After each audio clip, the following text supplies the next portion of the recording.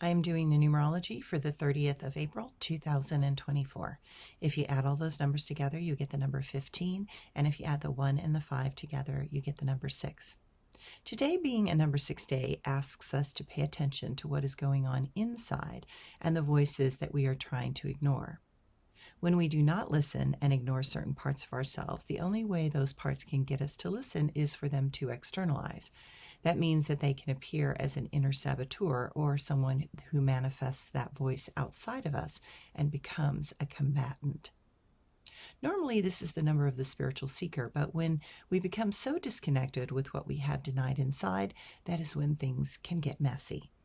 I suggest that especially today, notice when you start to want to act or say something that you know deep down is really not appropriate at this time. Listen to that voice, but do not let it come out your mouth. Instead, have a deep conversation with yourself and perhaps do a gestalt game. This means that you put two chairs across from each other. You sit in one chair and speak to the other part, then switch chairs, go back and forth until you get to some sort of resolution or compromise. We need to learn to listen to others, but more often than not, that is not the real problem. Inside us is the conflict that seems to never end.